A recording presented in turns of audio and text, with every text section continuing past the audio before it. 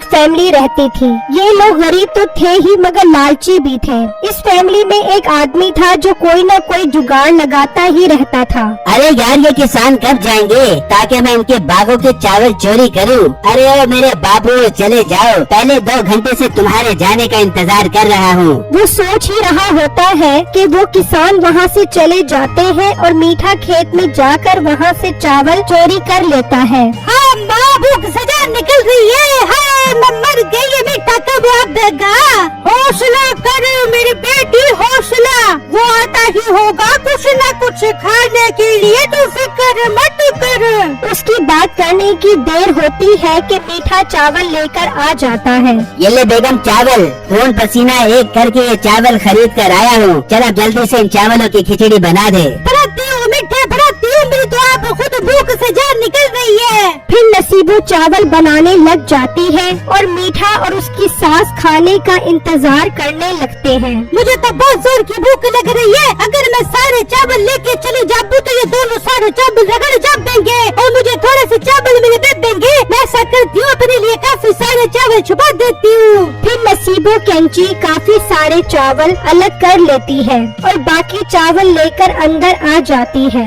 अरे बेगम, ये चावल इतने थोड़े क्यों हैं? बाकी चावल कहाँ गए? क्या मतबल बेटे, तू मेरे ऊपर शक कर रहा है? नहीं, तुझे मैं क्या चोरनी लगती हूँ? जितने चावल लेके आया था उतने चावल बना दिए। नहीं तो पागल तो नहीं हो गई? मैं तो थैला भर के चावल लेकर आया था। ये चावल तो 2-4 लुकमे हैं। अम्मी जान देख रही है, मेरे ऊपर शक कर रहे हैं। एक नर्म और नाजुक कन्या पे शक कर रहे हैं। माना कि तू कन्या है, लेकिन नर्मो नाजुक कहीं से भी नहीं है। खैर सासू माँ, आज हमें इन्हीं चावलों पे गुजारा करना पड़ेगा। फिर अगले दिन मीठा दोबारा चावल चोरी करने जाता है और जैसे ही वो किसान जाते हैं, मीठा वहाँ से चावल चोरी कर लेता है। अब आज तो मैं देखूंगा कि आखिर चावल जाते कहाँ हैं। मैं तो चावल बहुत सारे घर लेकर जाता हूँ। फिर मीठा चावल लाकर घर दे देता है और नसीबो किचन में चावल बनाने लग जाती है और मीठा खिड़की से खड़ा देख रहा होता है। फिर जैसे ही चावल तैयार होते हैं तो नसीबो काफी सारे चावल निकाल कर अलग रख देती है। अच्छा, तो ये बिन बतौड़ी की शक्ल वाली औरत ये काम करती है। मैं भी कहूँ कि मैं तो बहुत सारे चावल लेकर आता हूँ, फिर आखिर चावल कहाँ जाते हैं? मीठा फौरन अंदर आ जाता है। छुपा ले, मोटी नाक वाली औरत, सारे चावल छुपा ले। मैं भी कहूँ कि चावल जाते कहाँ हैं? अब पता चला कि ये चावल इस डायन के पेट में जाते हैं। अरे मेरे प्यारे मिठे, ये तो चावल मैं शाम के लिए बचा के रख रही थी ताकि हम दोनों शाम में मिलकर सारे चावल खा जाते। बस अपना मुंह बंद कर, बड़ी तू मेरी हमदर्द। आज के बाद अगर तूने ऐसी कोई हरकत की तो तेरी खैर नहीं। नसीबो ये सुनकर बहुत दुखी हो जाती है और अपनी दोस्तों के पास चली जाती है। बिल्कुल भी मेरा ख्याल नहीं करता। थोड़े से चावल मैंने क्या लग कर दिया? मुझे इतनी खरी खोटी सुनाई कि मेरे कानों की देखने और आँखों की सुनने की क्षमता खत्म हो गई। अरे बहन, कानों से सुनने और आँखों से देखने की क्षमता होती है। हाँ, वही क्षमता।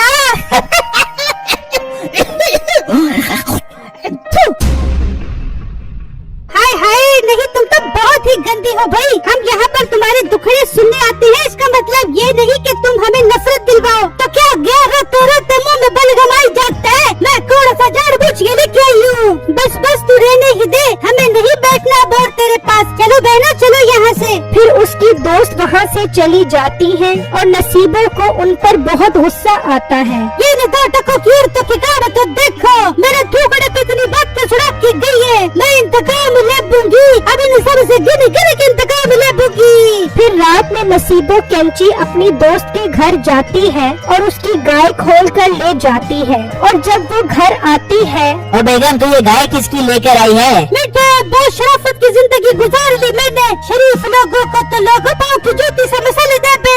आज से शराफत खत्म, अब बदमाशों वाली जिंदगी गुजार दूंगी। हाँ, ठीक है, गुजार ली, मगर बता तो सही ये गाय किसकी है? ये मेरी दोस्त की है। मिठे, मेरी बात जरा गौर से सुन। फिर नसीबो उसे सारी बात बताती है और अपनी दोस्तों से कैसे पैसे हथियाने हैं वो तरीका भी बताती है। बेगम, आइडिया तो तेरा पसंद आया है। चल फिर गाय को छुपा, कल हम उससे पैसे बटोरते हैं। फिर वो गाय को अंदर बांध देते हैं। फिर जब सुबह होती है, हाय मेरी गाय कहाँ चली गई? हाय मैं मर गई, मेरी गाय कोई चोरी करके ले गया। क्या हुआ बेगम, इतना शोर क्यों मचा रही हो? देखिए जरा, मेरी गाय कोई चोरी करके ले गया है। हाय हाय हाय हाय, कौन कमबख्त मेरी गाय ले गया? बेगम हौसला करो, मैं यहाँ वहाँ देख कर आता हूँ। शायद उसकी रस्सी खुल गई हो और गाय आसपास चली गई हो। मैं अभी देख कर आता हूँ। फिर बिट्टू गाय को देखने के लिए निकलता है और वो उसे हर जगह देखता है, लेकिन गाय नहीं मिलती। वो मायूस वापस आ जाता है। क्या हुआ बिट्टू, मेरी गाय मिली कि नहीं? अरे बेगम हर जगह देख ली है, कहीं नहीं मिली। मुझे तो लगता है कोई हमारी गाय उठाकर इतनी दूर ले गया है जहाँ से गाय वापस नहीं आ सकती। ऐसी बातें मत करें। आपको पता तो है मुझे अपनी गाय से कितना प्यार है। मेरी गाय वापस चाहिए मुझे, वरना मैं इस घर में वापस नहीं आऊंगी। ये कहकर उसकी बीवी वहाँ से चली जाती है और उसी नहर के किनारे आकर बैठ जाती है। कितनी प्यारी थी मेरी गाय।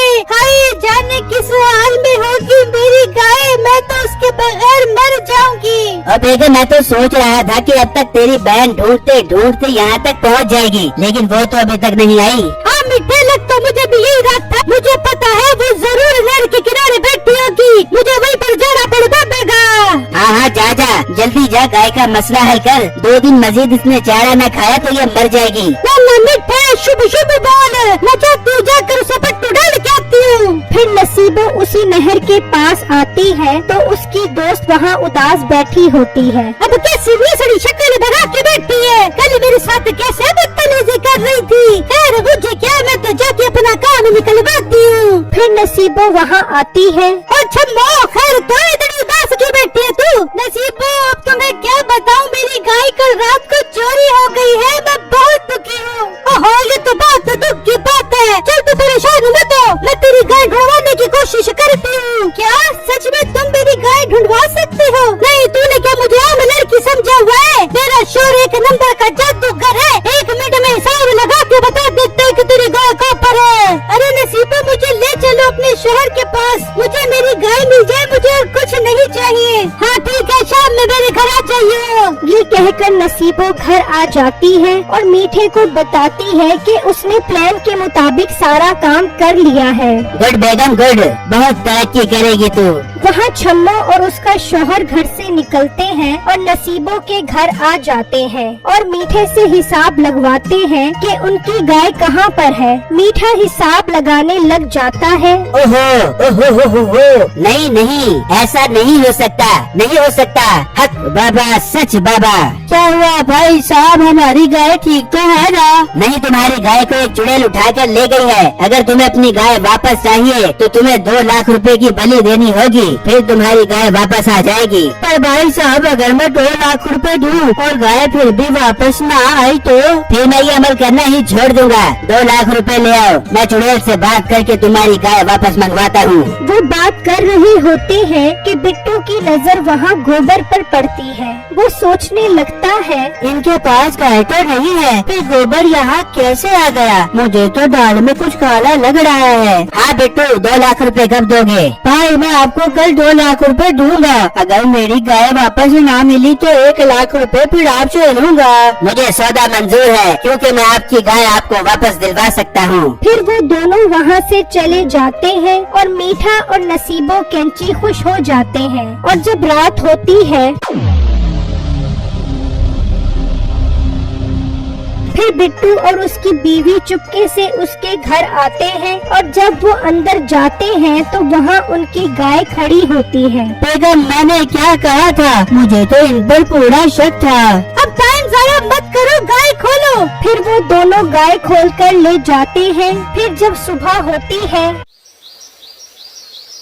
तो बिट्टू लोगों को लेकर मीठे के घर आ जाता है। ले आओ मीठे भाई, गाय ले आओ, मैं 2 लाख रुपए ले आया हूँ। हाँ बिट्टू, मैंने रात को चुड़ैल को 2 लाख रुपए एडवांस देकर गाय मंगवा ली है। चल बेगम, गाय लेकर आते हैं। फिर जब वो अंदर आते हैं तो गाय नहीं होती। ये गाय कहाँ चली गई? मिठे मिठे, क्या पता गाय कहाँ चली चली गई, वो तो यहीं पर थी। बेगम मर गए, अब इसे 1 लाख रुपया कहाँ से देंगे? फिर वो दोनों बाहर आते हैं। बिट्टू भाई, चुड़ैल की तबीयत खराब हो गई है, इसलिए उसने गाय देने से इनकार कर दिया है। तबीयत चुड़ैल की नहीं, तुम्हारी खराब हो गई है। मैंने तुम्हारी चोरी पकड़ ली है। तुमने हमारी गाय चोरी की थी और अंदर बांध दी थी। चलो अब 1 लाख रुपया दो। बिट्टू भाई, हमें माफ कर दो, हमारे पास 1 लाख रुपया नहीं है। चलो फिर थाने चलो। फिर वो उन दोनों को जेल में बंद कर देते हैं।